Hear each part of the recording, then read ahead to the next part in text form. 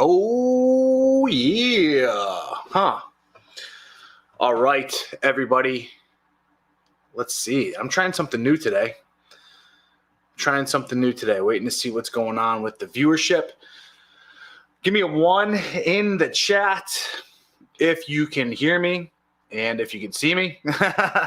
I need to know if the audio is good. Please and thank you. Let's see what's going on. I'm just going to assume everything's rocking and rolling. Give you guys a quick update. Awesome. Hey, how's the sound quality, by the way? 1, good audio. Awesome. All right. So, hey, I'm going to give you guys a little bit of an update. Sweet. Glad to see you in the chat, everybody.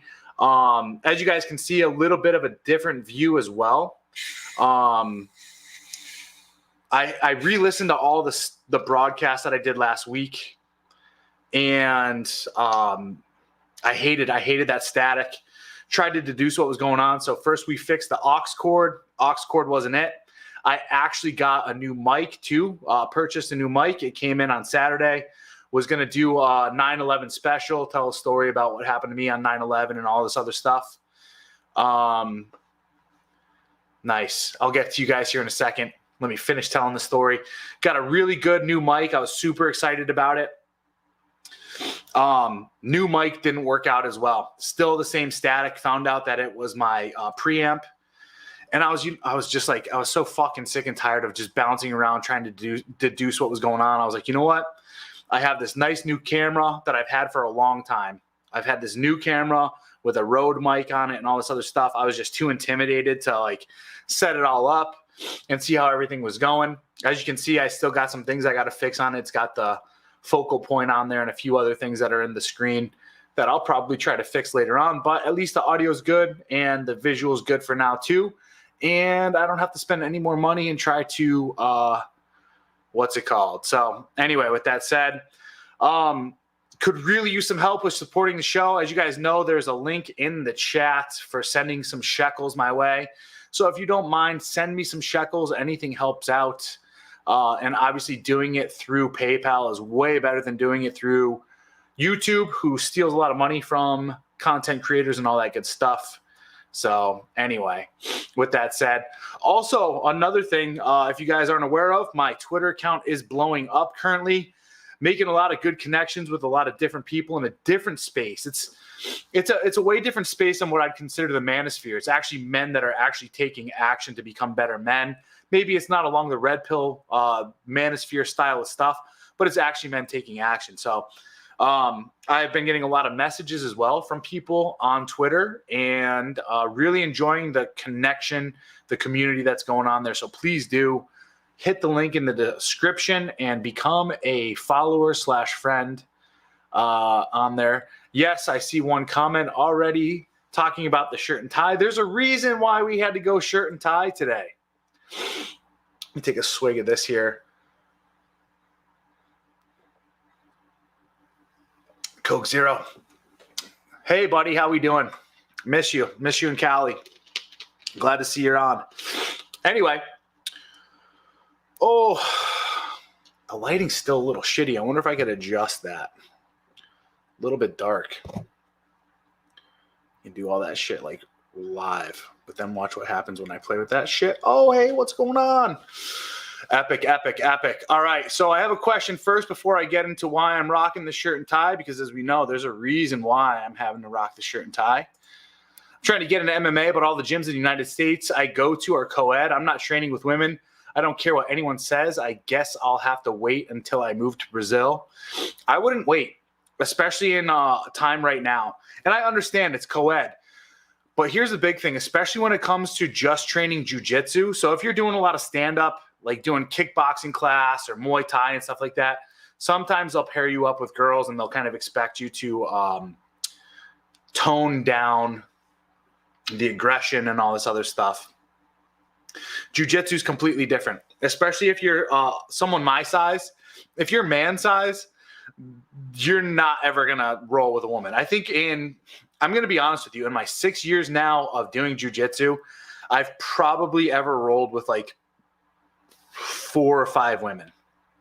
And each time I roll with them, of course, I'm tamping it down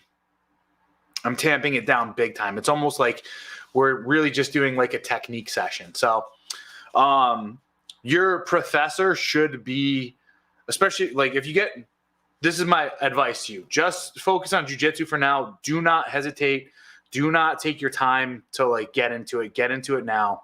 If you're aggressive, and especially because you're going to be a white belt, there's probably very little chance you're going to be rolling with a woman anyway. So get into it now, and then wait, when you want to get more into like the MMA side of things, wait until you go down south before you start doing all that good shit. So heed my advice. I mean, I really do believe you should. Too many people sit there and they try. I'm not saying you're making an excuse, but what I am saying is too many people make excuses not to get into it. And honestly, the skills are necessary now. With the trajectory that everything's going, you need to get involved in martial arts like yesterday. And by yesterday, I also mean like 2 years ago when I started telling everybody, like, you need to get into this shit now, right? Because the shit is going downhill fast. So please go ahead and do that.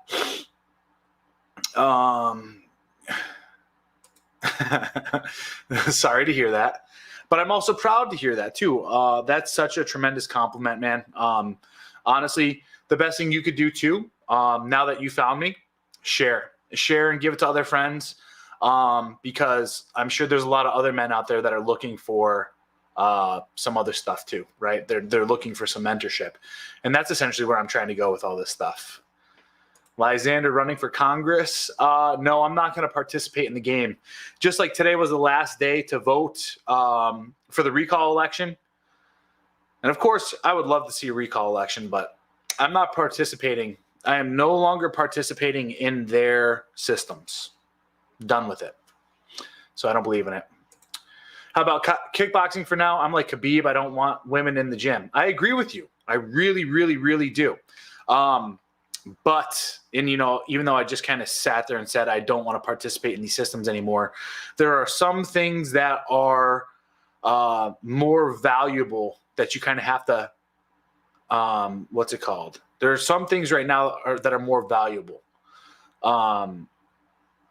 that you just need to kind of like bite the bullet on, right? So get in there, learn to train, learn to defend yourself, train to defend yourself. That is more important. You'll see that the environment you could shape the environment to you. Anthony Dream Johnson from 21 Convention sent me. That's awesome. I'm still I reached out to him. I'd love to have a conversation with him and see what we can do in order to start pushing things better. I have 2 in herniated lower disc and was told jiu-jitsu would not be advised. If you agree, what would you advise? So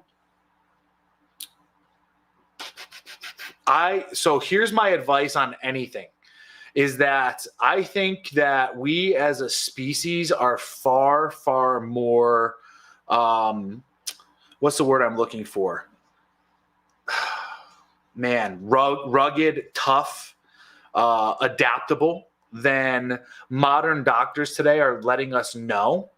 And I think that you could train through things. I know this for a fact with myself. Could it have more to do with my upbringing? Could it have more to do with my genetics? Could it have more to do with my military training? Could it have more to do with just my disposition? Absolutely. I don't know. But this is kind of the direction we're going to go, because what I'm going to discuss now, moving forward, I have this new series, women's beliefs about men. And really what it's going to do is we're going to talk about masculine virtue. And we're going to also talk about how women view men and how they try to adopt certain behaviors and characteristics and virtues, and they miss the mark completely. The reason why I'm bringing that up is because we're going to go through and we're going to talk about a whole lot of different stuff when it comes to mindset, when it comes to understanding ethics and virtues and how we move forward. So moving forward, what would I say to you? What I would say to you is this: get into jiu-jitsu, find a gym that would be you don't want to go to like a killer gym where people in there are constantly competing and all this other stuff. You want to go to a gym where you as a white belt are going to be like welcomed and ushered in and kind of walk through it and allow your body to adapt to it. So I recommend you do that, but get into it. And then Philip Franklin talks about, and my last series that I did was the 3 foundations of masculine discipline. Lifting. You need to get back into lifting for sure. Don't go and do compound lifts if you have a herniated disc, but do bodybuilding movements in order to support the muscles and the structure around that. Get into fighting and get into shooting. That's going to make you a well-rounded man. We need more masculine men. Too many men today or nowadays define masculinity by money or a lifestyle. Instead, it should be about strength, leadership, and honing your craft. 100% agree. 100% agree.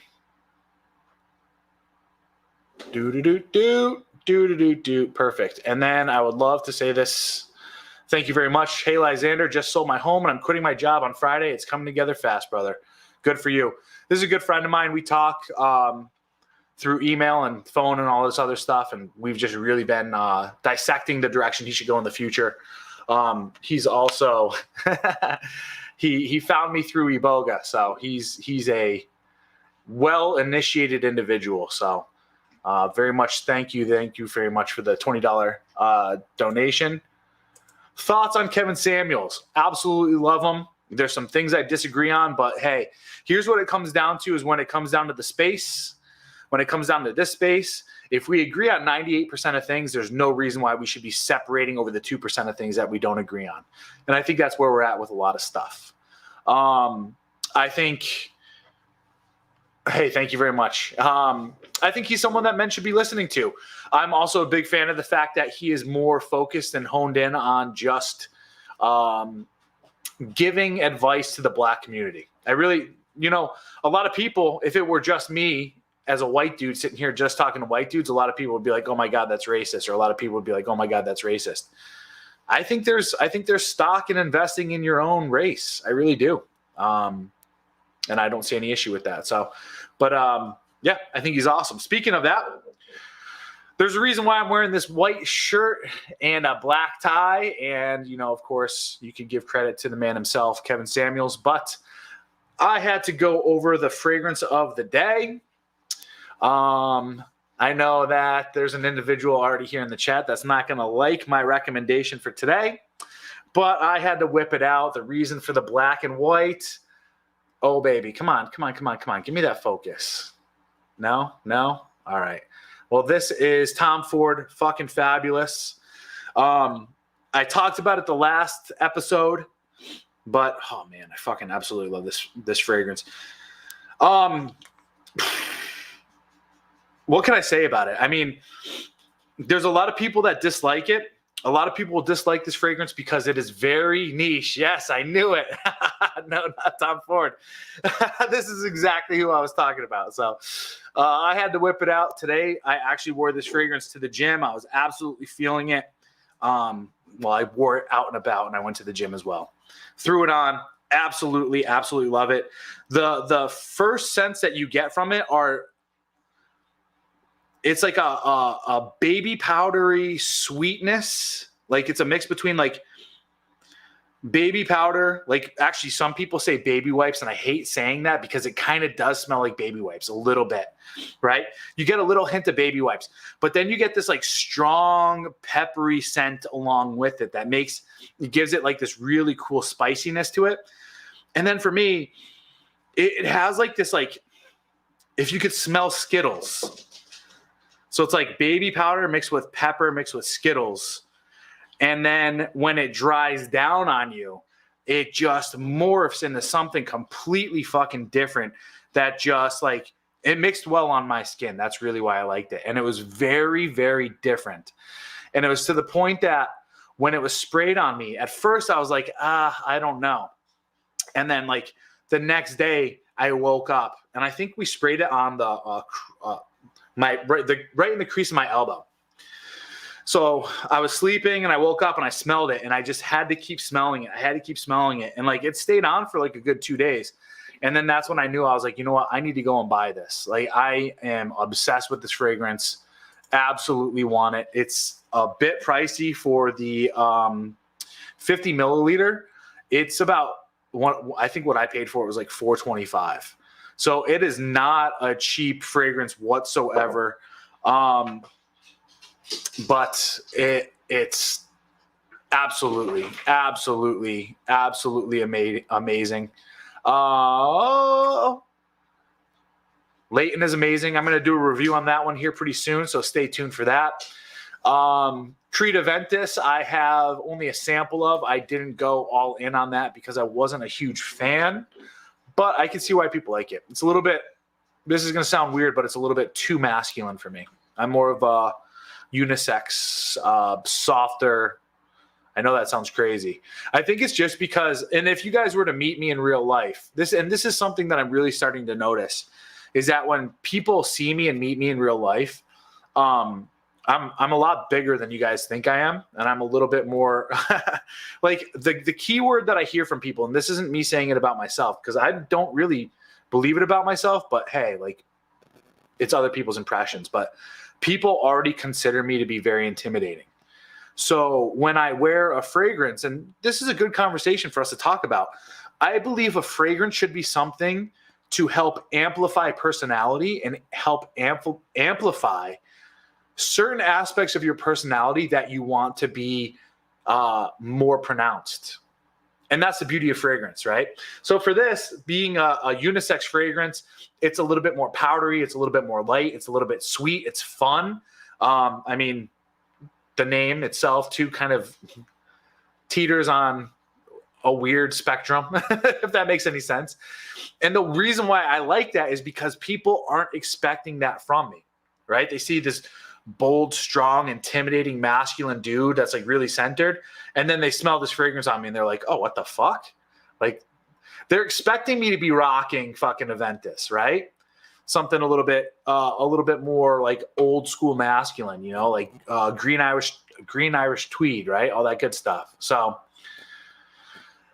anyway, Coco Chanel. I wouldn't expect the Coco Chanel. I like it. You know what? I might try that out just to give you some shit for sure, right? Anyway, let's move into the discussion today. So I kind of pulled the cat out of the bag a little bit earlier, talking about what I'm going to do a series, and this is what you guys are going to hear me talk about a bit. I don't know if it's necessarily going to flow directly as far as like each one. Maybe I'll do another podcast during the week and talk about some stuff, but either way, I've got a few lists of things that I've been noticing when it comes to women's beliefs about men. And really what the crux of this all comes down to is that I'm starting to notice this, and I think a lot of other people are starting to notice this, that women do a very terrible job understanding men. And not just understanding men, right? So women do a terrible job today because they really don't think and they don't believe that they have to invest any energy into the relationship for men. They really think that the only thing they need to provide is their looks and sex. And then once they use sex and kind of grab a man, everything else, the other thing that they had, right, was their looks. That can go out the window, right? Because now it's time for the man to do everything for me, because that's what they're raised to believe, right? Through all this fempowerment shit that has been going on for the last 60, 70, 80 years, the market has changed where now we've conditioned women to believe, hey, you don't have to put any effort into your own personal growth, right? You don't need to understand anything about masculinity. And I think with that said, it also, because the fact of the matter is when we talk about ethics and virtues within a society, that is a very masculine domain. The feminine wants to destroy the fabric of reality. This is really getting into Jungian style things, or even what I would consider to be the story of actual reality. I talk about this in my book, Purging Feminism, where the real true understanding of spirituality is really understanding the dichotomy and the duality between male and female. And if you don't understand this, one of the best things that I've come across in recent time is understanding a little bit of Freemasonry. This sounds kind of crazy, right? Because the two best things that I could give you when it comes to Freemasonry is you got to understand that in each temple, what they were doing was they were mimicking the Temple of Solomon. And the Temple of Solomon had two pillars that led into this temple, which then brought you to truth and light, right? So you had Boaz and Yasin. Boaz and Yasin are represented by the dark and the light, feminine and masculine, the two coming together. So the thing is, they have to stay in a polarity. They have to stay a certain degree or a certain separation away from one another, because they were at a constant magnetic pull to destroy one another. And that's kind of what we're seeing today, is that we've moved the feminine pillar more towards masculinity and pushed the masculine pillar further away from masculinity. And now what we're seeing is the destruction of the fabric of reality through the removal of ethics and virtues, through the removal of even language and understanding like key words within our language. We're changing these factors. And through doing that, we're now changing the reality of the sexes, which is the ultimate form of destroying humanity. Because if you change the sexes, then we can no longer procreate, right? Then you also have no grasp of reality as well. So therefore, the spirit goes somewhere else, right? Because it can't be grounded in this three-dimensional reality. I know that's a little crazy to talk about, but that's the crux of understanding spirituality. So yeah, I like Jasmine. That's pretty good stuff too. Light blue Versace, I have that, or I have Dylan blue. That's really good too. I love that. Absolutely. Yeah, and we're going to talk about common sense moving forward. Good call. So what we've done in our society is, men were the holders, the keepers of grounding reality. And how did we ground reality? Well, we grounded reality through philosophy. I know that sounds dull and boring, but we grounded reality through philosophy. Well, and we've also, so I studied philosophy of law at one point in my business degree. And I had one teacher that said that he said that ethics come from laws. And here's this dude with a fucking master's degree teaching a philosophy class to business majors. And in that moment, I was like, yo, this dude has no fucking clue what he's talking about, right? He has no clue what he's talking about. If you're going to sit here and you're going to say that philosophy or ethics come from law, then that's to presuppose that any law that is man-made is the origin. And that doesn't make any sense, right? The reality is laws come from our ethics. Ethics come from the study of philosophy, right? So virtue that leads to ethics. Virtue is internal. Ethics are the external action of it. Laws are thus created from our external understanding of these virtues that we want to hold true within our society. Hope that makes sense. Anyway, with that said, that's kind of what we're going to talk about. This series is not going to be deeply philosophical. I'm just getting you into the weeds right now, really understanding the depths, because the real thing that we need to discuss moving forward is understanding women's beliefs about men. So therefore, you as men can understand women. You have to understand women. Even if you are MGTOW, even if you're incel and you want nothing to do with women, you still have to understand women. You still have to understand their behavior, and you have to understand their goals. Why do you have to understand their goals? Well, because we live in a society right now that tells you that everyone needs to be equal and that everyone should have an equal voice and the equal say with how society is run. And the fact of the matter is this: because we have a certain group of people in our society, women, that are always going to try to change the fabric of reality, you now have to understand the definition of these key words and phrases. You have to understand key aspects of masculine virtue, and you have to live up to those key things and uphold them. And you have to stop. You have to stop anyone. It's drawing a boundary, right? That's really what it comes down to. Is drawing a boundary. Understanding this is where the boundary is, and no one is able to pass this boundary without there being consequences.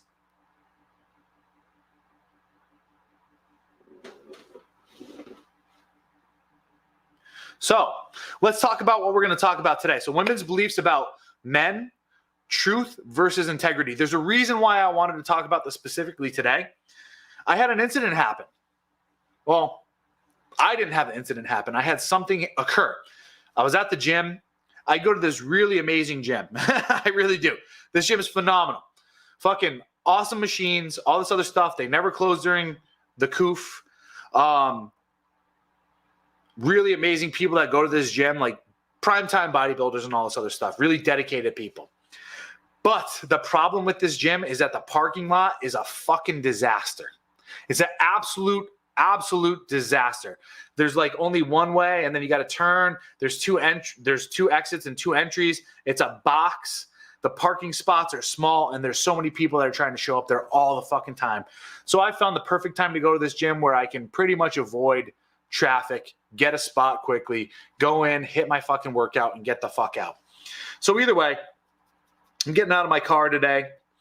I got a bunch of shit. You know, I got my gallon of water. I got my bag that I got to carry in, my headphones, cell phone, all that other shit, right? So I take all this stuff out and I put it on my trunk.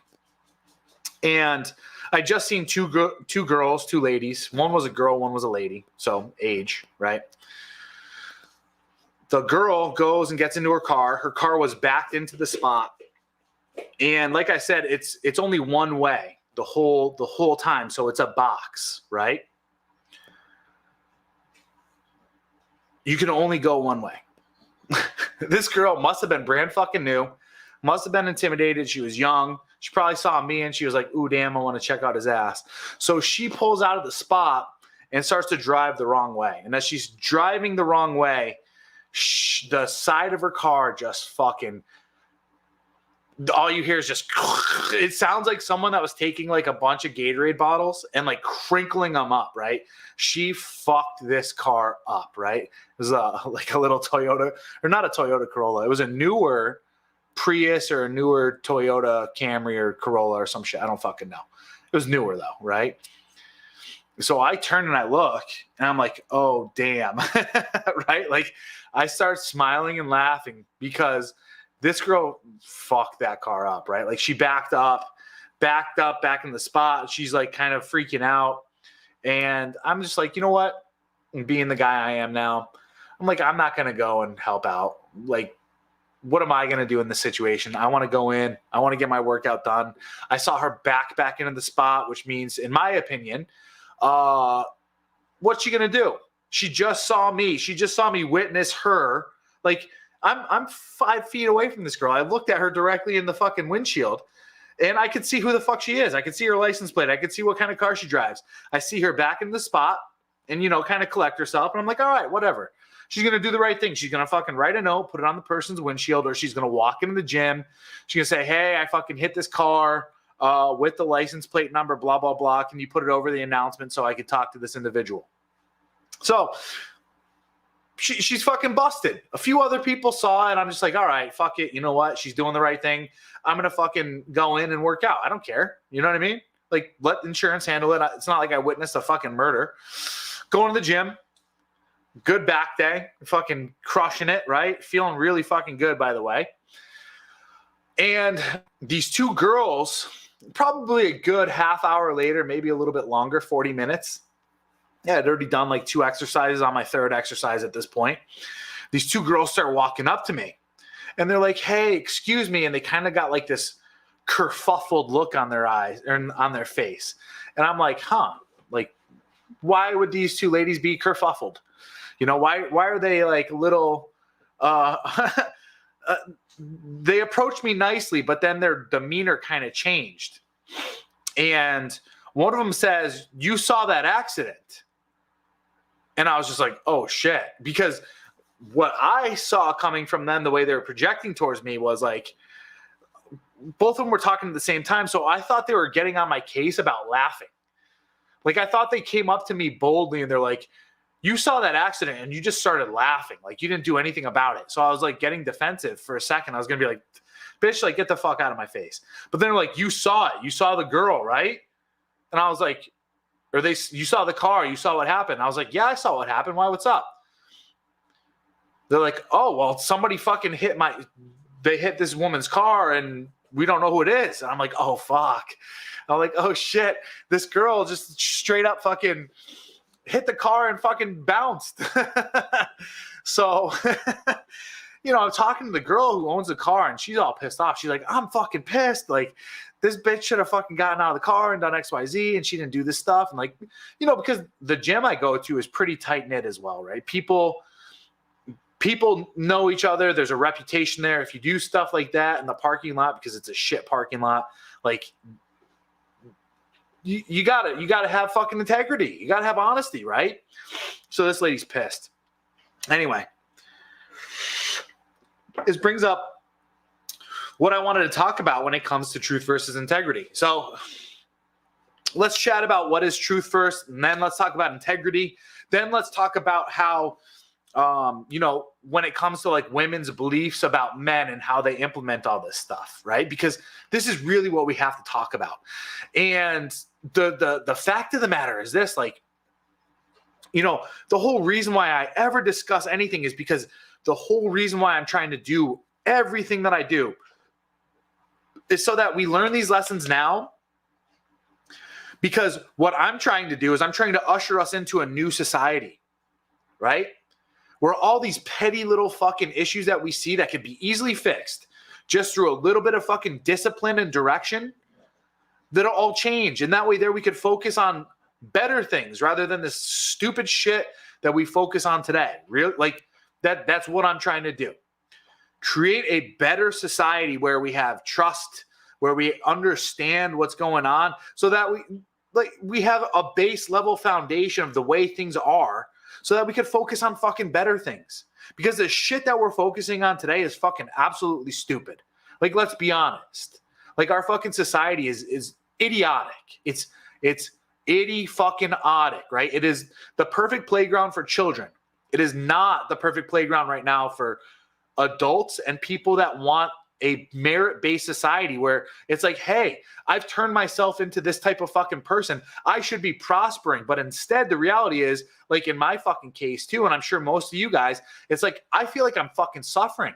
I'm living in fucking clown world. This place is a fucking delusion. Like, there's no reason that I should be excelling this much in my life, right? Creating myself to be this level of an individual and like, and thinking that this is the ultimate form of gaslighting, right? Thinking you're fucking crazy when you understand the reality of a situation. There's no reason for that to happen, right? There shouldn't be that type of thing, right? But that's the way it is. Anyway, yeah, exactly. Typical millennial girl. That's exactly what it was. She got embarrassed. She probably fucking didn't have any money, right? Or something like that. Or she was going to get in trouble. She just took the fuck off. Crazy. Absolutely crazy. All right. So let's talk about truth. First thing we got to talk about when it comes to truth is we have to talk about the difference between honesty and truth. Okay, so what is honesty? Honesty is simply stating something that is true in the moment, right? But the difference between honesty and truth is that you can have some level of omission behind your honesty.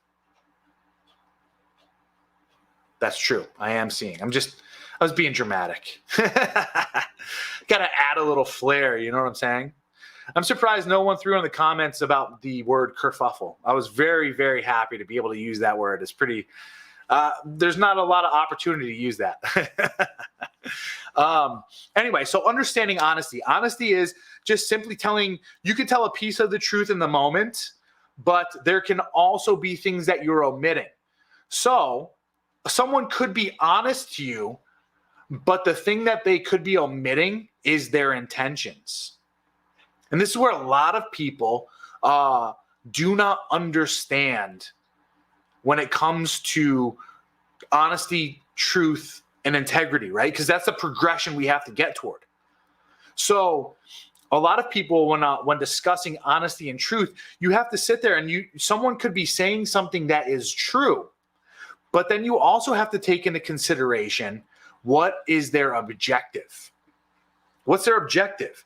Do they have a secondary objective behind the scenes, right? Am I going to tell you this true piece of information, but it's only true because, right? It's only true because, and the only reason why I'm telling you this one segment or sliver is because I'm trying to draft it towards a certain outcome for me to benefit, right? I'm hoping someone understands this, right? So it goes from honesty to truth to integrity.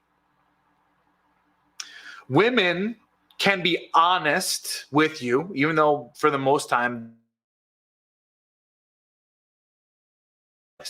because in that moment, they were feeling something.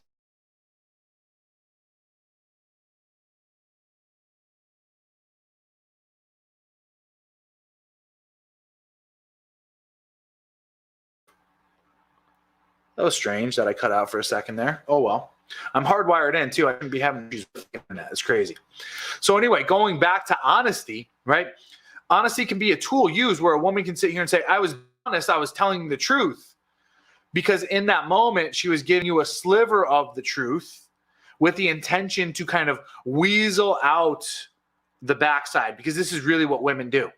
Women always leave room. They always leave a crack in the door for them to be able to weasel out. This is really why I really like Kevin Samuel's show, because the crazy part that you will always see is that when a woman's foot or a woman's feet are held to the fire, she is always going to leave room for her to be able to wiggle out of that social pressure of telling the truth. So she'll be honest up to a certain point, but when the truth of reality comes in, she's always going to deny it. She's always going to move away from it because that social pressure of being pinned down to her by a direct, objective measure is too painful for her to be able to handle. And I am not. This is the big thing that you have to understand. There's a reason. There's always an evolutionary psychological, so evolutionary psychology. There's always an evolutionary psychological aspect as to why women's behavior in mass are these ways, right? Women aren't as strong as men. They can't fight directly, so they have to fight in the social sphere.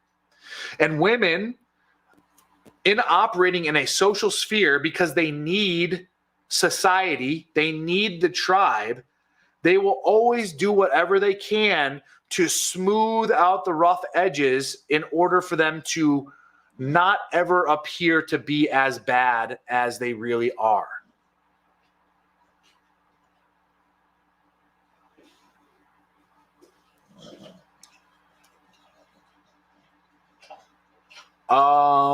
Who is it? I think it's Matt. That's fine. I love Matt. I think he's a good dude. Who cares? I'm not, what's it called? Let's just get this out of the way. Like, who cares? You know, like I said, where we're at in the manosphere in a way, I mean, although I think there are some unforgivable things that have been done, I know this person individually. I've spoken with him. He's been part of many a webinar and all this other stuff. No concern. He supported me just as equally. So that shows a lot more character than what I've seen from other people, plain and simple. So thanks for the heads up. I appreciate that. No need. Anyway, if it's someone who crapped on me, then let me know. Right? If it's different from who I think it is. Anyway. Oh, well, who are we looking at then?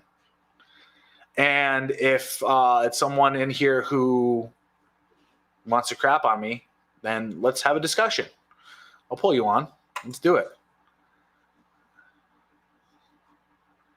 Anyway, yeah, my camera's now in the way. So anyway, that is where we're at when we're discussing honesty and truth.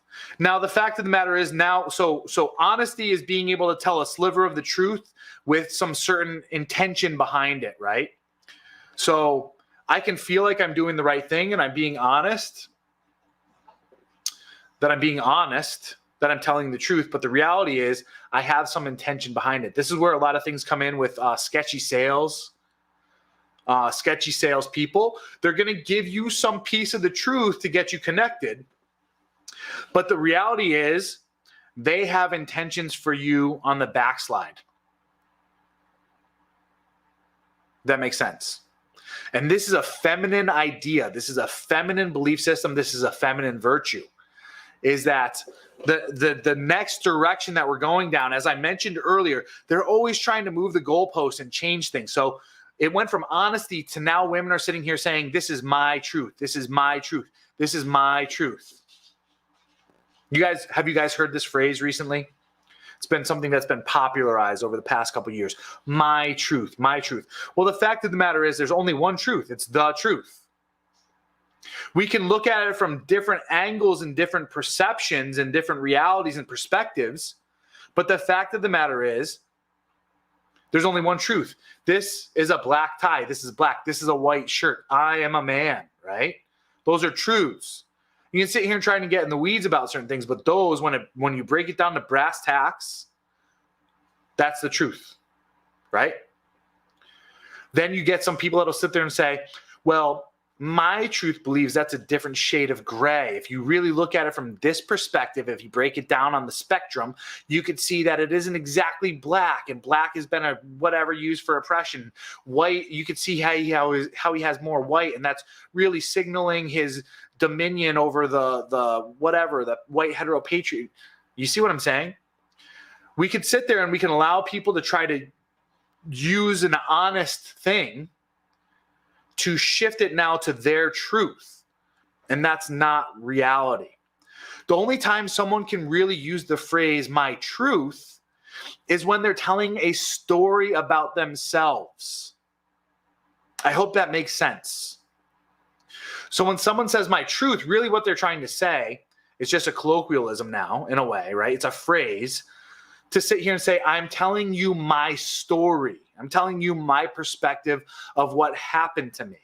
But it's been popularized now by these new wave spiritualist hippy-dippy girls that use that as like an empowering thing. And they're using it as an empowering thing because the reality is, and this is what most people don't realize, is they are trying to subvert reality by changing the definition of truth. So this is where you have to be aware, guys.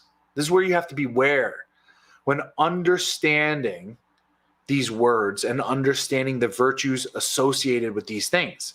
Now let's get into virtue, right? Because the real true version of virtue when it comes to these things is integrity. Now, I got to be honest with you. This is scary. JJ did tie buckle. Yeah, boy. I believe so. It's leadership traits. Feck. No.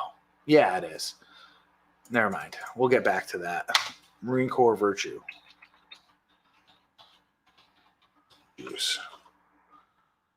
There we go. Well, top 3. All right, cool. So we'll get into that. So one thing you guys have to understand about virtue. Virtue is masculine. Like I said, virtue is masculine because these are the key core concepts that have built up to a pyramid to reach the peak of what's intended behind every little subconscious thing up to that point. And then from there, so that peak encompasses all those things, but then it's perfected. Aristotle talks about virtue. The virtue is the center or the means of 2 vices. So what is courage? The courage is the mean between cowardice and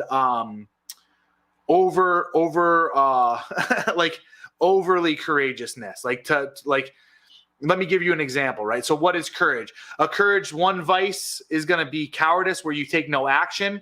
And then the other form of courage, like the other vice of courage, is going to be someone who is so in need to be courageous, that he is willing to sacrifice and cause physical harm to himself for every occasion, right? Those are the two vices. So then the mean for courage to be a virtue is operating right in the center, right? With the right intention for the right purposes, with the right tools and means and so forth, right? That's really what the virtue is. So yeah, my truth, lying to myself, that's exactly it. When you hear a woman say this, you have to be very, very careful, because that's what she's going to try to do. Is she's going to try to manipulate the reality of the situation, of what the truth really is, in order for you to sit there and agree and become agreeable to her position. I'm telling you lies, but I believe it, so you should too. Exactly. It's the sale. That's what I was going to with understanding honesty and truth and how they're trying to bend it, right? With honesty, you can give a sliver of the honesty, but have terrible intentions behind why you're giving that sliver of truth. So you have to be very, very, very, very careful. Gentlemen, do not, I repeat, do not date those law of attraction holistic hippie types. Yeah, only have sex with them. And understand that that's exactly what they're going to try to do, is they're going to try to convert you into this weird world of denying reality, because they don't want there to be an objective truth. So now that I talk about virtue, you have to understand integrity. What is integrity? So there's two definitions of integrity, right? One is doing the right thing when no one's looking. That's a little bit of like the lower level form of integrity that you could use. The other form of integrity is doing what you say you're going to do. Having follow through with your belief system. So I believe X. I hold this intrinsic, right? We got to understand what integrity is. Integral, a part of your center, the core of you. This is where your beliefs come from, right? I have these beliefs in my mind, so I need to back up my actions to be integral or integrated into my belief systems, right? My actions need to match my beliefs. And the thing about integrity, though, kind of like the first definition I gave you, doing the right thing when no one else is looking, that is the behavior, a part of the behavior of integrity. That is a practice or praxology of integrity. Because only you can know what your belief systems are internally. Only you can create the behavior to back up what you are internally believing and driving toward. Does that make sense? And in my opinion, it is very hard for women to be or to have integrity. There's a plethora of reasons as to why it's very difficult for women to have integrity and why it's more a masculine virtue. And some of it has to do with evolutionary psychology, and which we can't blame women for, right? We got to understand there's differences between men and women. It's just like honor. Is there really a thing for it? Is there really a way that a woman can be honorable? Or is honor just a masculine virtue? This is some stuff that we're going to talk about moving forward. Now, I could say a woman can be honorable by remaining chaste or chaste until, chaste, right? Being a virgin until marriage and giving herself to that one man. That's honorable. That's noble. That could be a form of nobility, but it could be a few other things, right?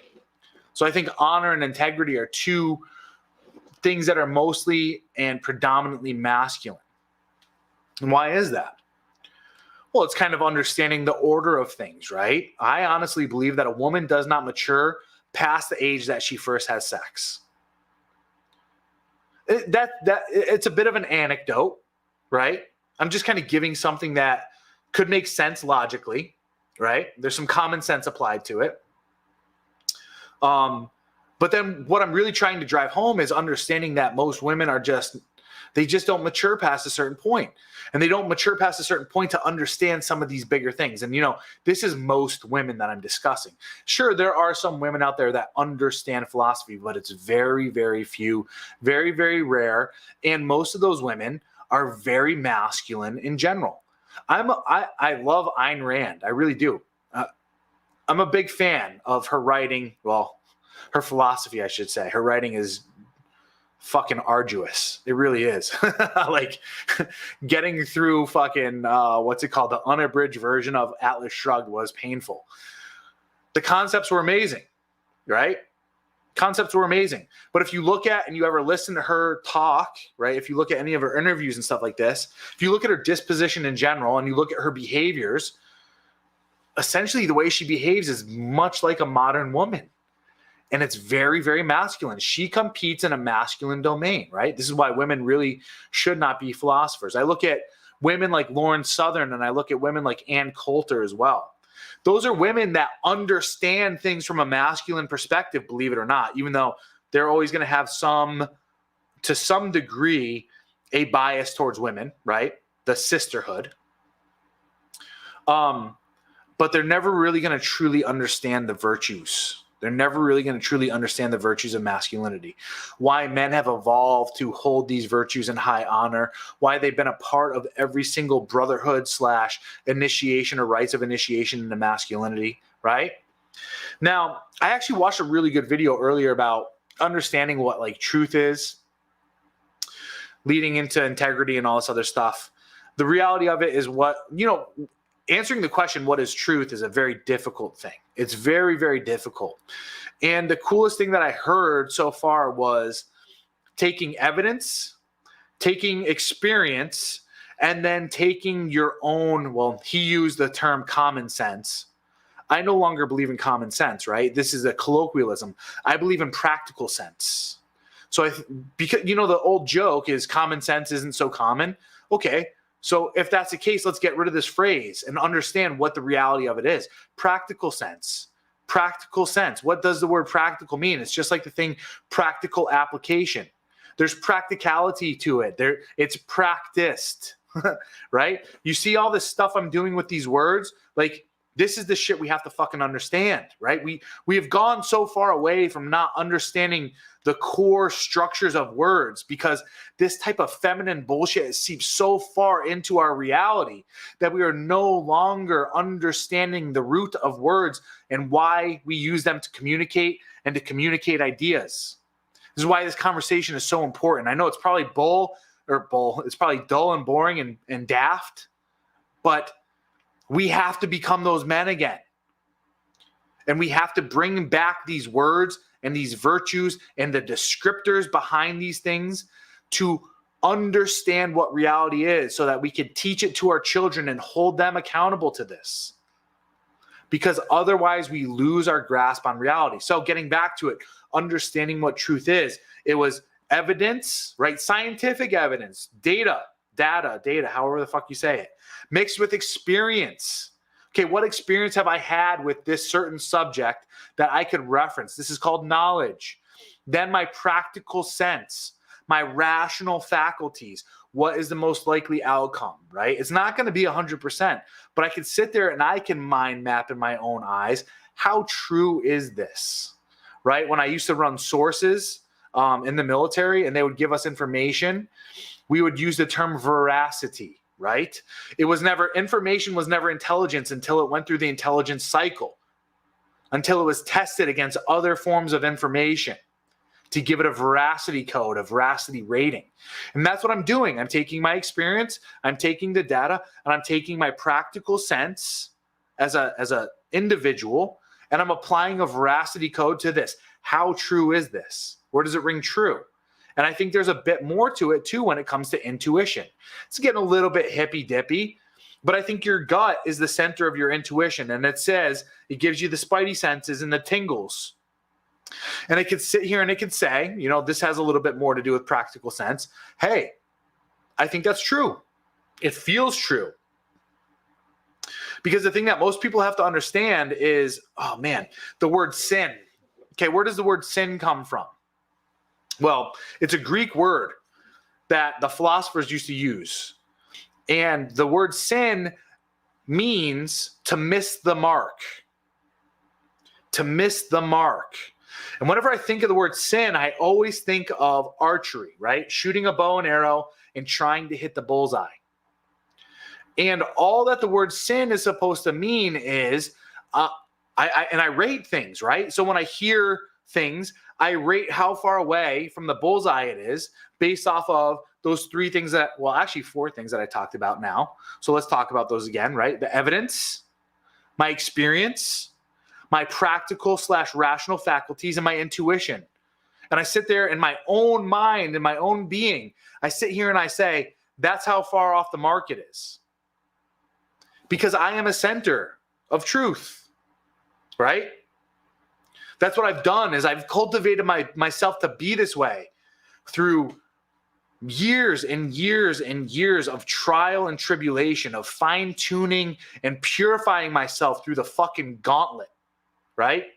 Of reading, of physical fucking engagement, of mental engagement, of spiritual engagement, right? And that's what men used to be.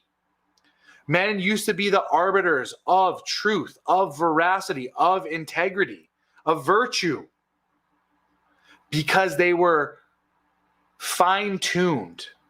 They were purified through the lifestyle of a masculine life, if that makes any sense to you all. I hope that makes sense to you.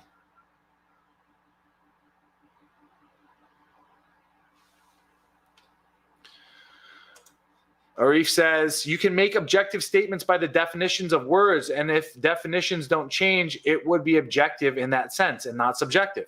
100% agree with you there. Yeah. So what we're doing is we're living more in objectivity. And even though a lot of people are sitting there, that's a good question too. I'll answer that. Thank you for saying it makes sense. I appreciate that. Do you still take ashwagandha and liver support? I absolutely do. 100%. I came off of ashwagandha for a little while, and I noticed some differences, and I was like, I need to get back to it. I definitely noticed my stress levels increasing. One, I don't know how to say it. 1 John or 1 John. For whoever sins transgresses the law. For sin is transgression of the law. Yeah, I appreciate that. So obviously you guys know that I'm not a big Christian, because I think if you read something like this, they take virtue and they apply it to law, like I was talking about with that professor earlier, right? And then it becomes a black and white. And what I'm trying to do more so is teach people to understand the root, have the knowledge, have the truth, and be able to weigh your sin, right? You're missing the mark within yourself, rather than it being from another entity that comes down on you and says, you did this, right? Because that's where a lot of people have gone wrong. It's the same thing. So going back to the reason why I'm bringing all this stuff up, is, you know, what happened with this girl earlier, right? She chose not to have integrity in that moment. She chose not to. And whenever we do something that isn't conducive to our virtue, right? We carry that sin, so to speak, the missing of the mark. The missing of the mark. Now, it's not from a Christian context of the devil judging me and all this other stuff, because, you know, I think like what Jesus talks about, and I've heard this said before, I can't find it in the Bible, so don't quote me. I'm not a biblical scholar. I've read it before, but whatever. The only heaven and hell that we have is here on earth, right? So when we do things that are antithetical to our virtue, because virtue is hitting the center. That's really what it comes down to, right? Hitting the center, hitting the mark. We know when we've rung true. We could feel it reverberate through us. When we act in the right way, we get the outcome that we desired, right? Based off of having the right intentions and implementing the right behaviors through the right mindset and the right connection to it. When we don't, we feel friction. That is essentially what sin is. We feel more disassociated or diseased. This is where disease comes from, is we continue to miss the mark over and over and over through our choices, through our behaviors, through our actions, through understanding deep down subconsciously, holy shit, I should be doing something different, but I'm not. I'm choosing to avoid it. I'm choosing to. And this is where disease comes from. And this is where we're starting to see this disease, this mind virus, right? Because that's really what the coof is, if you really want to look at it. All this stuff that's going on. It's people that have bought into a world notion of missing the mark, purposefully missing the mark. Right? If you really want to understand that. They're purposefully missing the mark because they want to destroy reality. And you can see this with all these people that are dyeing their hair funky colors, tattooing themselves, destroying themselves through having this postmodernist nihilistic philosophy at their core, right? Now, this isn't to say to swing to the other side of the pendulum and become a super spiritual Christian, right? I think we're moving in a different direction. It's understanding the things that I'm discussing, talking about these things. Yes, there's a reason why I'm wearing this. I am now officially a cult leader, right? Join my cult. What's it called? Give me money, bring me women. You can't have any women. Only I can have the women, because the Lord said that only I can diddle in there. Can't even do it. I could talk about mental illness for sure. But let me get back up to here. So that was a good question. Yeah, question time now. If you guys want to ask questions, we've approached the hour mark. Done enough chatting. Scrolling up. I had this problem in my early 20s. I thought they just because I was brutally honest that I was of high integrity. Boy, was I wrong. Yeah, absolutely.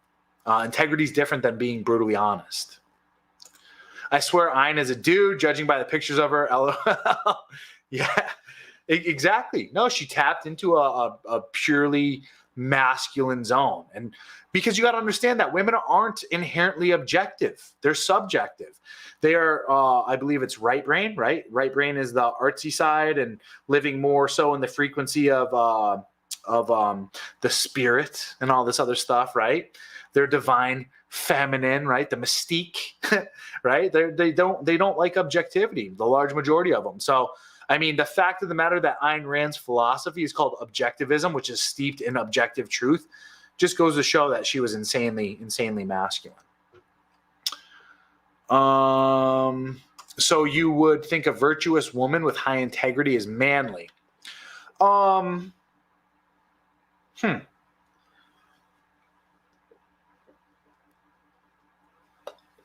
No. My argument that I was making earlier was that I would use a different word for her than honor. That was the word that I was trying to steer away from, right? I believe that I think that there's a difference between virtue is essentially what I'm getting towards. There's a different type of virtue for men, and there's a different set of characteristics of virtue for women. And I've just argued that honor wasn't one of them. Excuse me. I think integrity, because the whole reason why I'm bringing this stuff up too is because I saw a woman do something earlier today that lacked integrity. And that's what caused me to want to bring these two things up. So no, I think that women should have integrity. As a matter of fact, I think that our society at large has created a system by which, and a behavior set for women where they don't have to have any integrity. And I think that's absolutely appalling. So much so that women do a lot of stuff behind the scenes. They think they're being honest, right? They'll tell you, a lot of women, actually, no, that's just flat out lying. But a lot of women today will sit there and say, one of the guys in my men's group that I run, by the way, right? Just letting you guys know, if you want to belong, feel free to DM me on Twitter, and we'll do a little interview process if you want to belong to this men's group. But, he's getting into talking to women more. And one girl's like, oh, yeah, I just hung out on a Friday night and drank wine. And I'm like, she's fucking lying, right? She's telling you this. She's telling you this is her honesty. because really what she's trying to do is make it seem like she didn't do anything, like she wasn't talking to a whole bunch of dudes, like she wasn't DMing or Snapchatting and sending nudes if she even sat at home. Like she's getting a whole lot of male attention, even though she's trying to paint the picture like she wasn't or she isn't, right?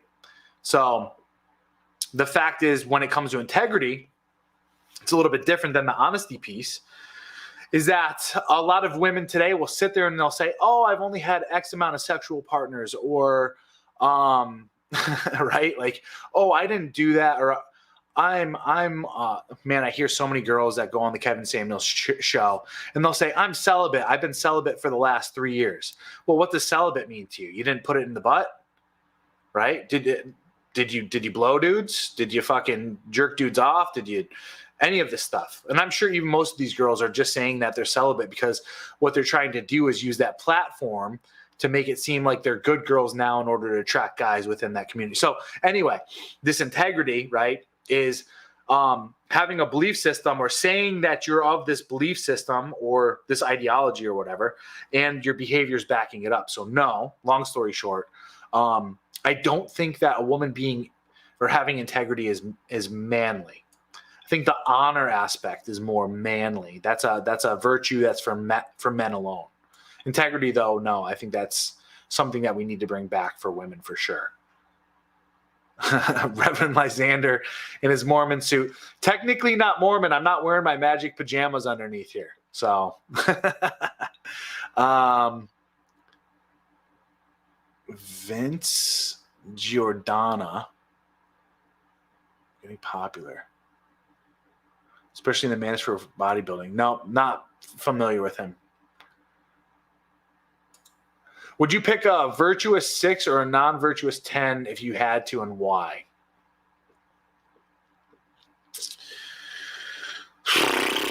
It's a tough decision. I don't really like either ors, because here's what I would do personally. I would marry and impregnate the virtuous 6, and I would have the non-virtuous 10 as a concubine in my harem. Because I still want to have sex with her, but I don't want to put on the 10, but I don't want to put any, and this is where I go with a lot of this stuff. This is what I'm trying to teach men, is that you don't have to have the either or anymore in your relationships, right? If you build yourself up to be this caliber of a man, you are now able to pick and choose where you place women in your reality without having any unrealistic expectations for where they fall within your reality. So why would I marry that virtuous 6, right? Why would I marry her? Well, because that's the woman I'd want to have children with. That's the only reason why why a man should be going into any form of marriage. And when I talk about marriage, I'm talking about marriage from the standpoint of what I'm designing for marriage to be in the future after this society collapses. I am not telling anyone to get married in this reality right now, right? Do not compete and participate in this reality today. Wait for shit to fucking fall apart. My new book that I need to publish. If you guys want to see it published, I really do need donations. I'm fucking broke as a joke right now. Like, I can't invest in side projects right now is what I'm saying. That's what I mean by broke as a joke. I can't invest. So if you guys want to see this new book published, all the shit that I fucking come up with, what we're going to have to do to create a new society, that's the new book. And I highlight how marriage and all this shit's going to be in the future. Anyway, going back to that. That's how I would organize that little situation, right? Because I'm not going to deny myself either. If I have 2 women that are competing against me and I want to have sex with both of those women, I'm not going to deny that, but I'm going to understand which roles they're going to have to play in my life. And I am the director of how they fit in my life. I hope that makes sense. You don't believe in monogamy? I'm monogamous all the way, but I respect all you guys' lifestyle. Yeah, 100%. If you're monogamous, be that way, right? This goes back to the Pareto principle, honestly. I think that 80% of men, even 50%, like, okay, let's get away from a virtue. Hang on, I'll answer your question. A virtuous 6 would not accept this situation. Well, okay, then she can go. She can leave. And I'll find another virtuous 6 that accepts it. Right? Like, here's the thing. I'm not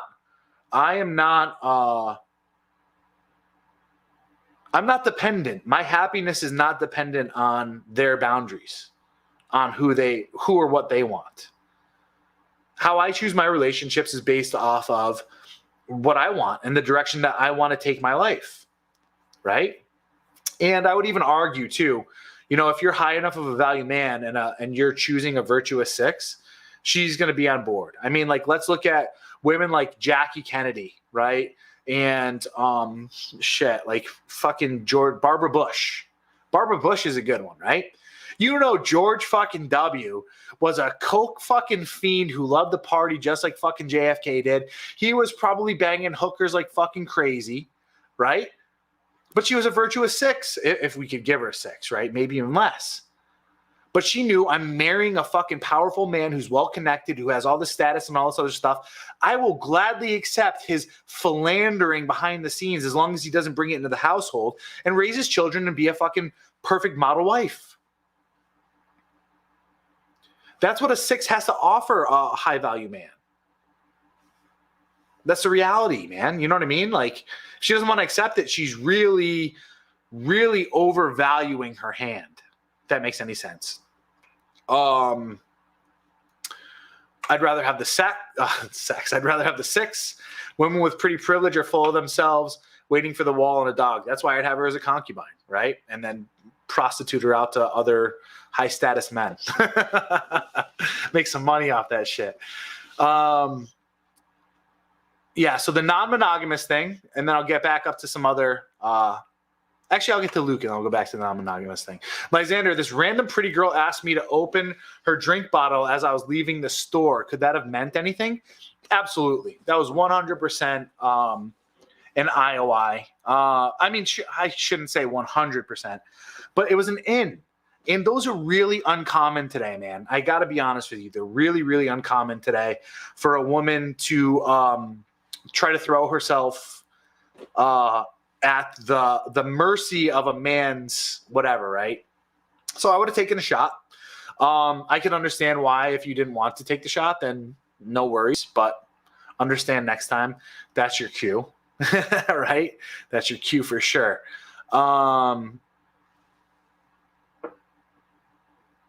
Nice. I love it. All right. So going back to the monogamy thing, I talk about this in my new book as well. But I think I talked about it in the last chapter of Purging Feminism.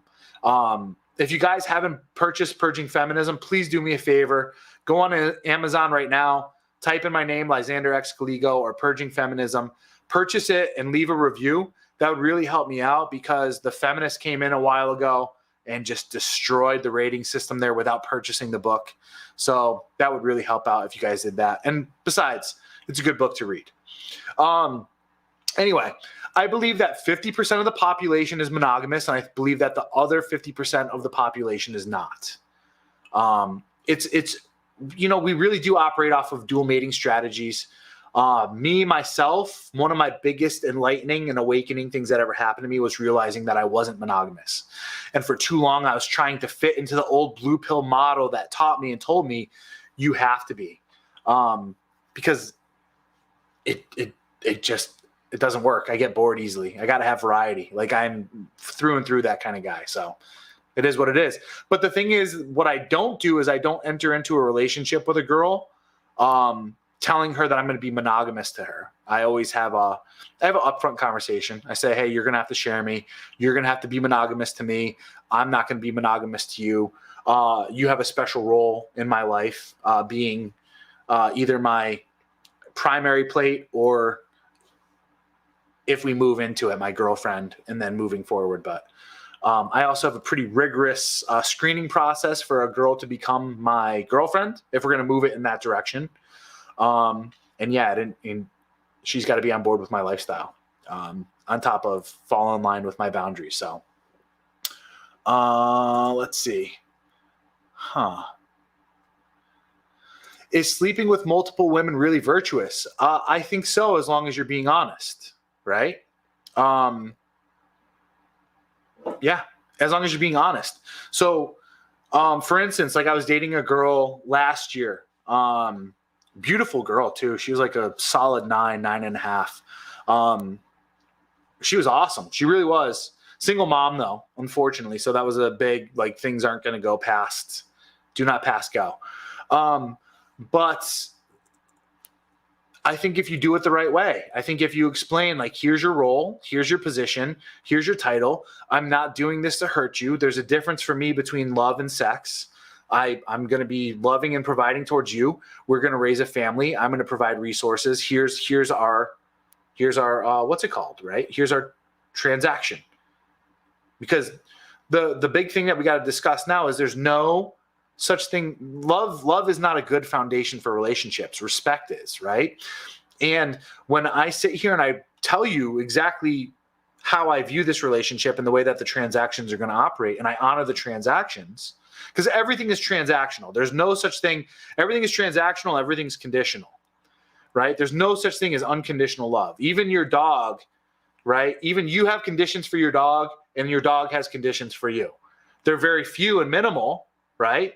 But there's conditions there, right? If my dog, every time I went to go pet him, bit me every single day, you think I'm going to love that fucker? You think I'm going to keep him in my house? No, I don't think so, right? Same thing goes. Like, if I didn't feed him, right, and I beat him every day, he's probably going to try to find a way to leave this environment. There's conditions to everything. There's transactions to everything. So, do I think it's virtuous? I think, yeah, I'm going to stick with my answer. Like, as long as you do it the correct way, right? Because you could do it the wrong way. If you're going to be monogamous, make sure it's your decision and your decision alone, not the chick and not, I 100% agree with that. Another super chat donation by Matt. Thank you very much. Always appreciate your insights. Fucking A. All right. I got a story I'm going to have to write you about. Find me on Twitter, dude. Tell me the story. DM me. All right, let's see what else we got. Thank you very much. I appreciate it. Yeah, I think it's a pretty, I call that book, if you weren't able to recognize it, I call it Red Pill Light. So I slid red pill truths in there that were not very, like, it's just like, for me, the thing that really opened the door to the red pill for me was the book No More Mr. Nice Guy. I call that Red Pill Light.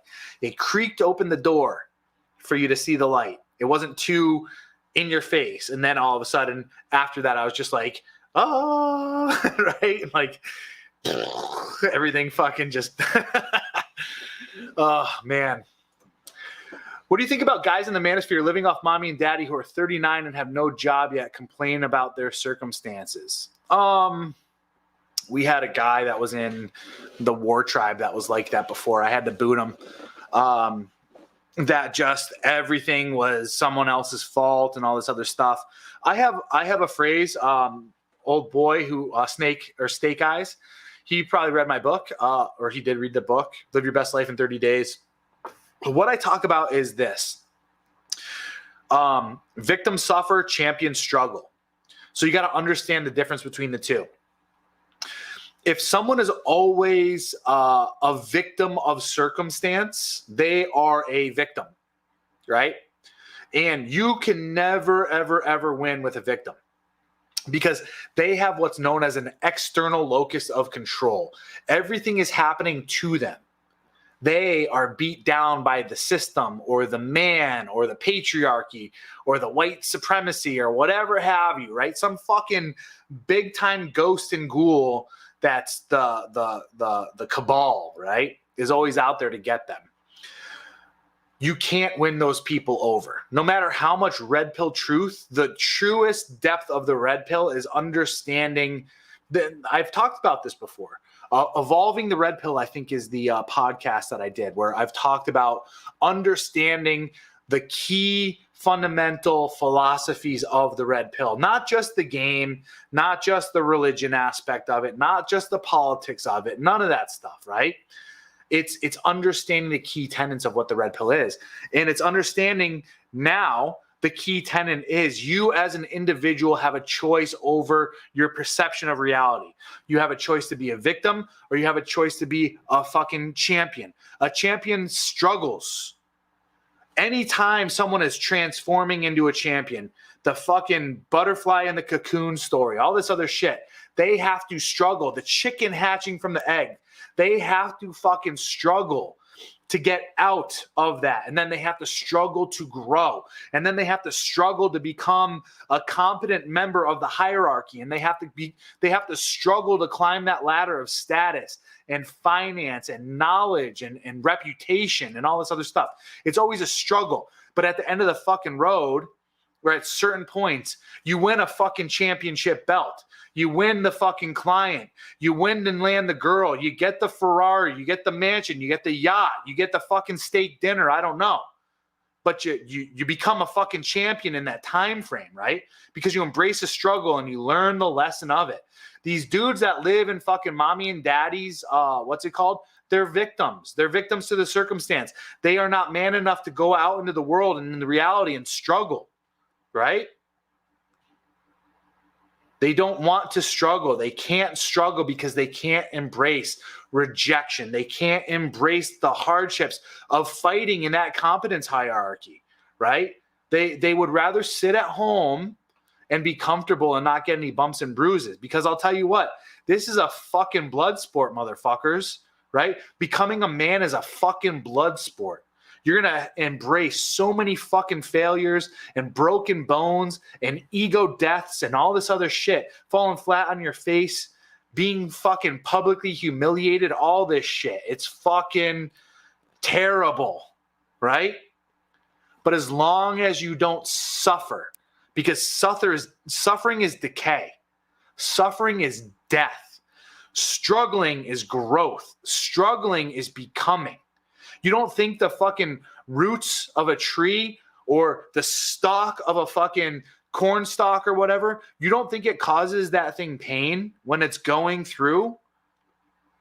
You don't think it struggles to embrace and endure heat or drought or whatever in order for it to grow and reach further towards the fucking stars and the sun?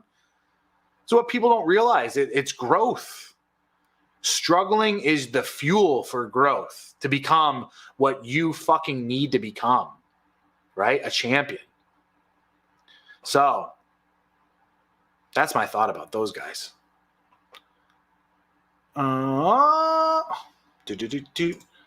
Maybe the reason I'm so monogamous is because I was always a low value man until 2 years ago. So maybe high value attitude haven't caught up yet. Yeah, man, I would highly recommend you just continue to read more, listen more. But like I said, listen, it's not for everyone. Juggling multiple women. I'm going to be honest with you guys right now. I cut pretty much all women out of my life over the past year. I stopped dating, right? I got off all the fucking dating websites. I sat here and I said, you know what? I'm being real with you. For the last 3 years, I've been focusing on game. I've been focusing on women, and it's been coming so easily to me. Like, and this isn't a brag, and this isn't a humble brag. I'm saying this because at some point in time, I had to sit here and say, are these relationships becoming a detriment to my growth? Am I enjoying the good life a little bit too much? Is me dating a means? Is me dating so much and putting so much effort into this, is this almost to a point becoming a distraction from the man that I want to become? And then I listened. Yeah, I agree too. The Kabbalah is real though. So I'm glad you caught me on that one. So let me get back into the zone here. So yeah, that's right. So I remember hearing a story of I believe it was Carnegie. It was either Carnegie. It wasn't Zig Ziglar. Napoleon Hill. It was either Carnegie or Napoleon Hill. Can't remember which one of these guys talked about it, but he talked about, and this is kind of where the fucking idiots are going today with the nofap and all this other stuff. Most of those nofap dudes are just chronic masturbators, so whatever. These are dudes that were high value motherfuckers in society, like changing shit, right? Like, fuck, these were the first influencers, right? They were changing shit. They were in fucking public or high-level boardrooms. They were the first ones to start doing these seminars and doing all this shit, right? They could have fucking had any pussy they wanted, right? They had it being thrown at them, right? Even though they were married to like Maud and Verda and Shirley, right? But they said that what they did was knowing full well that they could exercise their sexual options readily because of their status and their power. What they did instead was they decided to channel that sexual energy that they would use up, right, and kind of waste. And they said, let's redirect this towards something more positive in a better direction, right? And I kind of believe that, right? Energy in a way. So for me personally, I kind of realized that, holy fuck, even though, you know, what I was doing was I had already published my second book, Patriarch's Vision, Purging Feminism. I was doing a lot of podcasts. I'd started my men's community, all this other stuff. And I was like, you know what? I've done a lot of work up to this point in time. Let's see how those things roll. Let's see what direction it goes down. Let's kind of let the seeds go. So I don't need to sit here and focus so much because at that point in time, I actually started writing this last book. Well, at least the blueprint for it, or the fuck is it called? The blueprint. What's that shit called when you, the outline for a book, right? So I started that and I wrote the introduction and I was just like, you know what? I'm fucking so sick and tired of writing, because my last book was 96,000 words, 270 pages. And I was just like, fuck. So I kind of sat back a little bit and I rested on my laurels for a little bit. Long story, I know. But what I'm mainly saying is that women take up a lot of energy. And if you're not on your fucking purpose, if you haven't accomplished what your purpose is set out to do, I don't recommend, you know, even though I say game is continuous, I don't recommend resting on your laurels and getting deep into the weeds of spinning numerous women, because women are trouble. Women are destructive. Women will come into your life in order to knock you off your center and get you off your fucking purpose. So anyway, doesn't sleeping with women contribute to the problem of feminine or female promiscuity? No, I don't believe so. And I'll tell you why. The thing that leads to female promiscuity is not men. It's actually women. Other women were the ones that used to guilt, shame, and badger other women that would give it up easy, have sex on the first date, would become sluts. They would socially shame those women. But now that feminism has come in and has brought in this whole sexual positivity thing and all this other stuff, and women not shaming other women, women are now far more promiscuous, right? So it's women that need to hold women accountable. What type of man could ever go up to a woman and be like, you need to not be a slut? And the girl listen. But if a woman was shamed by other women and threatened with being kicked out of the social circle of women, the clucking hens, then that's what it comes down to. The reality is too, and I bring this up, how are men going to be able to have sex with numerous women and understand game in the future? And how are we going to have a society where we don't have promiscuous women? Well, the simple answer is prostitution. And it's prostitution of the lowest value women in our society, right? The ones and fours, or the ones through fours. You turn them all into prostitutes. That way their men can either remain monogamous or they could have sex with prostitutes. You get those prostitutes tested for disease and all this other stuff every week. They don't become spreaders of this other stuff, so those men aren't bringing it home to women, their wives, and you have a much happier society. This is the way things used to be. This is the way things used to be. Because, like I said, 50% of men are monogamous. The other 50% of men are not monogamous. So this is how you have a harmonious society where you keep women from being promiscuous, right? You keep men that have the ability to have options sexually. And then you have the people that want to be monogamous, and everyone lives in a well-organized and respectful community towards one another. That's how you do it.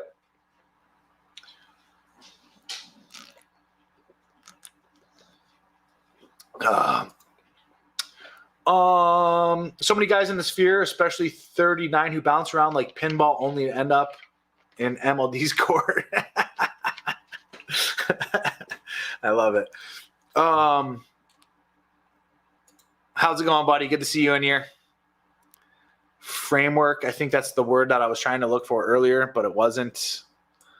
The sexual transmutation. Yeah, exactly. Perfect call on that. And yeah, mothers no longer teach their daughters not to be thoughts. It's even more so with the women. Like the women need to uphold levels of conservatism within being a woman, right? If men are going to be responsible for the conservation of masculine virtues, women need to be the conservationists, right? Of female virtue, of feminine virtue. And the way that you preserve it is through, so that's where it went wrong, was what happened with feminism as well, is women use their social tool of guilt, shame. Kevin Samuel says they need to be right, but guilt, shame, manipulation, and they turn that weapon over towards men. But the reality of the matter is that's the tools that need to be used towards other women in order to keep women in line. So there's that. Yeah, I got to drink low calorie, and I don't do sugar. Don't drink your calories, friends. Legalized prostitution is one of the reasons why I'm moving to Brazil. I need to be able to get it anytime I want at the snap of a finger, but I find it traditional down there and I'll be monogamous. Well, I would say I know that's not being monogamous, but what I'm saying is be loyal to your woman, be loyal, but still, if you need to get variety on the outside, don't go and have emotional cheating on her or whatever, if you want to consider it that. Don't give your resources away to another woman, right? Don't have another relationship behind her back. Go and have sex with a prostitute, one and done. It's all over with. Do you think Islam fixes all these problems? I've become a big fan of Islam, even though I'm not a big fan of religion. I'm more of a fan of Islamic society than I am of religion. And I think that religion, what they tried to do was they tried to codify based red pill truths into their society, and they gave it over as a means to people that it was the word of God. And if you didn't listen to the word of God, you were going to be punished, right? So it was all fear-based. I think moving forward, we're going to be moving away from duality, meaning we're moving away from understanding or believing things in the context of duality. Because that's essentially what religion does. Christianity makes you believe in heaven and hell, God and the devil, so on and so forth. Islam makes you believe kind of essentially the same thing, but in a different term, right? You're either with us or you're against us. You're either a believer and you follow, or you're an infidel, right? And we could have a jihad on you. So the punishment is death, right? And I think that the reality is all these lessons that have been taught have actually been the truth of how to formulate the best societies since the creation of man. So I think these red pill truths have been the best means for a society to thrive, no matter what the religion is. As long as you practice these red pill truths in society, you're going to have the most optimal, happy, and free societies, right? As long as you practice these things. So I don't think moving forward that it needs to necessarily be a religion. It needs to be the foundation, though, and it needs to be the foundational beliefs of any functioning society. Now, what I described was earlier, I said the duality of things. It was either you're a believer or you're not. Moving forward, we're getting away from this faith-based, belief-based system, and we're moving into understanding the why. And that's been the beauty of what we've gone through over the past 30 years now, is that all of this stuff is documented. It is documented through studies, it's documented through a whole bunch of books, but most importantly, it's documented through video. We can show people in the future, this is why you don't have feminism within your society. This is why you don't allow women to lead. This is why you don't give women sexual liberation. This is why you don't do these things.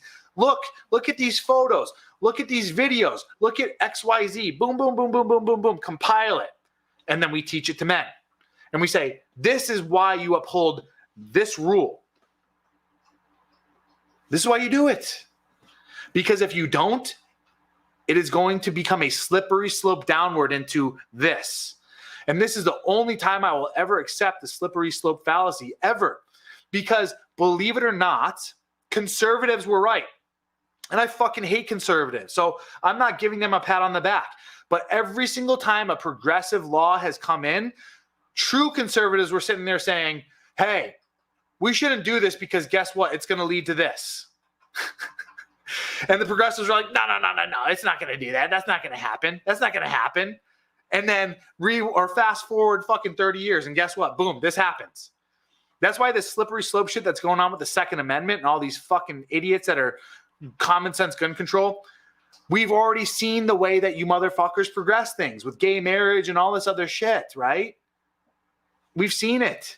It now moves into transvestitism and all this other stuff, or it now moves into fucking pedophilia becoming popularized. It now forms into fucking teachers in school removing the United States flag and posting up the pride flag, right? And having people swear allegiance to that shit.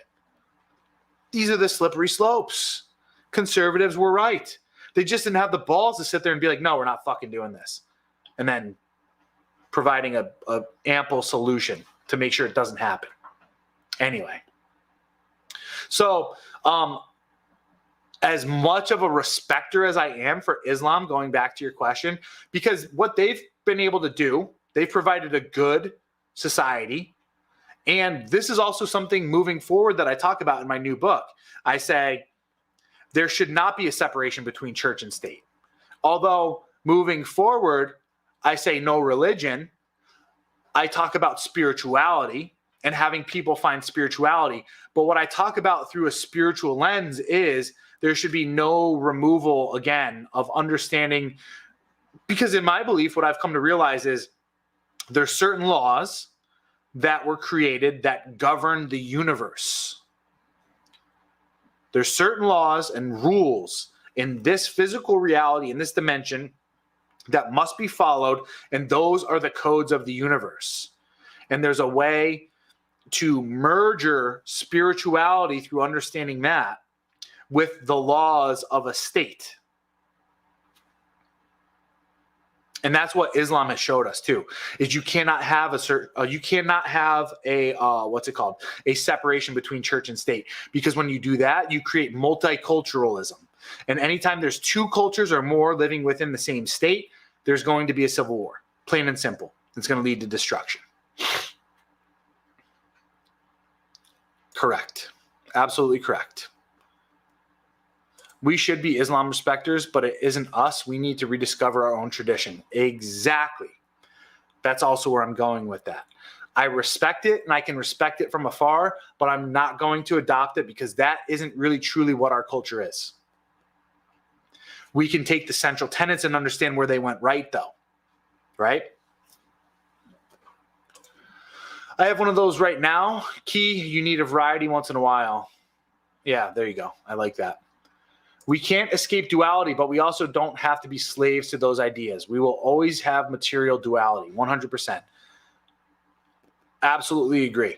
It's instead, so the consciousness, I know this is getting woo-woo, but the consciousness was trapped within the duality of belonging to those two pistons. I am this. No, I am this. No, I am this. No, I am this.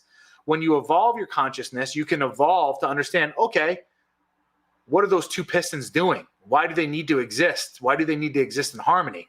And you remove yourself from identifying just strictly with those two things and fighting. And you say, okay, I understand it as a machine. I understand it as a concept. I understand what it's doing for us. And I can go from there. Yes. Who was I talking to the other day? Familiarity breeds contempt, though. That's what it comes down to. If you're spending too much time with one individual, never mind, I remember it. Familiarity breeds contempt. And if she starts to realize that you're there for her every beck and call, she starts to understand the way your schedule always is, she starts to then believe that you don't have the ability to get other women, she starts to feel safe and secure, and then she begins to resent you because you're too familiar. You're too familiar. And she believes she's the only one, and therefore she's going to walk all over you. She's going to end up resenting you. All right. Oof. I'm going to get the fuck out of this goddamn white shirt and tie. This is good though. I appreciate that. This is straight truth. Absolutely. I'm glad I came on today. I was feeling it. Anyway, with that said, no idea when I'm going to be back on again. So make sure that the fucking bell icon is clicked, and make sure that you have it set to all. If you have a show topic or idea, either place it in the comment section below after this video, even though I know most of you guys probably won't. This is for other people that are going to watch later on. Please do follow me on Twitter, though. Like I said, a lot of stuff being done over there. Follow me on Twitter. Become a friend. Shoot me some DMs. Shoot me some ideas. And then also at the same time as well, guys, well, let's make sure we hit the fucking like button too as well for today. And send me some money. I could really use some money in order to get my second book published. We're nowhere near the goal of $2,000.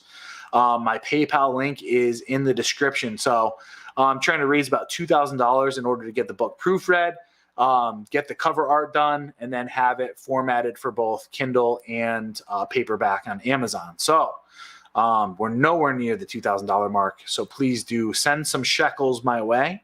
That would be much appreciated. And until next time, I will see you later. Adios.